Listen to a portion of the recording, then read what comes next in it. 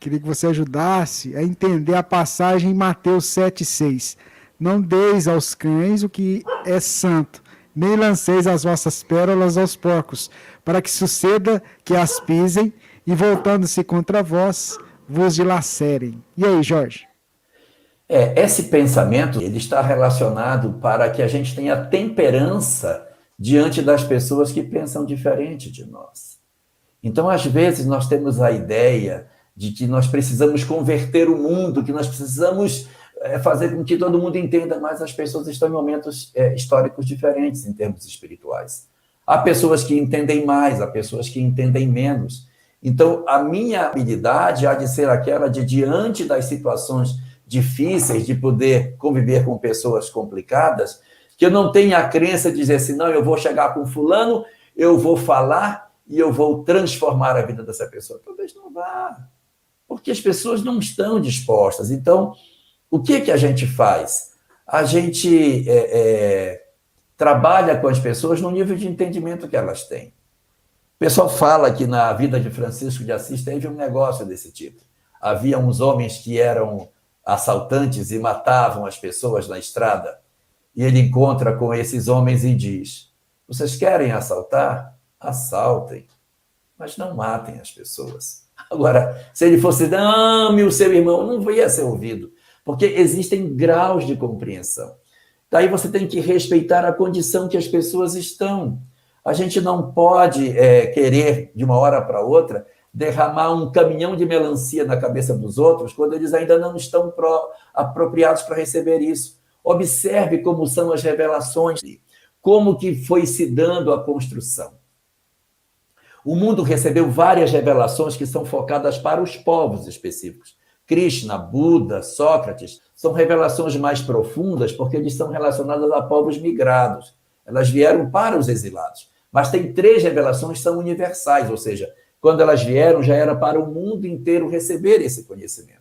Observe a primeira delas, chamada os 10 Mandamentos.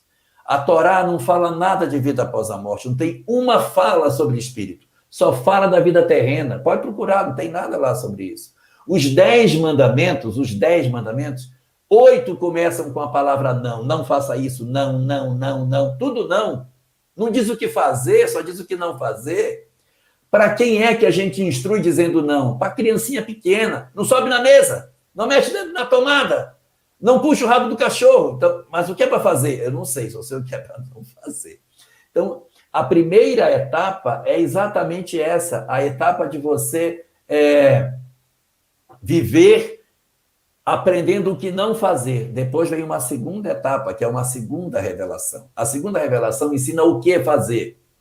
Que vem Jesus dizendo, perdoai os vossos inimigos, amai ao vosso semelhante, fazei bem aos que vos aborrecem. Então, elas são sempre no sentido afirmativo. O Cristo tira da negatividade e joga o afirmativo. Mas mesmo ele dizendo isso, ainda está ensinando para crianças espirituais. Igual a gente faz quando diz assim, divida o brinquedo com um coleguinha.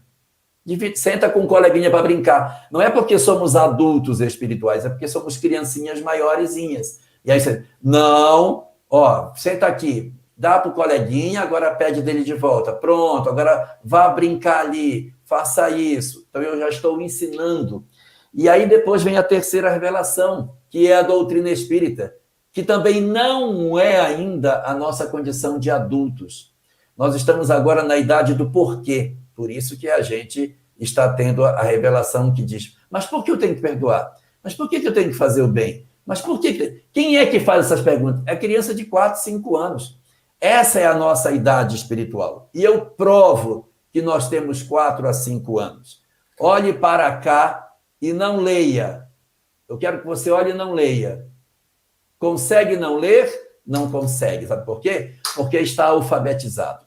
Toda pessoa alfabetizada, quando olha algo escrito, lê. E nós não somos alfabetizados espiritualmente, nós somos analfabetos espirituais. Porque eu vejo meus problemas de família e eu não consigo ler. Eu não faço leitura espiritual das coisas, eu só faço leitura terrena. Mesmo com o conhecimento espírita, eu tenho, mas eu não leio. Então, como eu não consigo fazer leitura, Eu sou analfabeto espiritual. Nós temos hoje, portanto, uns 6 aninhos em termos da idade do homem adulto. É por isso que os espíritos dizem, estamos mais próximo do início do que do final da jornada, porque agora que a gente vai começar a se alfabetizar. O mundo de regeneração é a alfabetização. Nós aprendemos as letrinhas.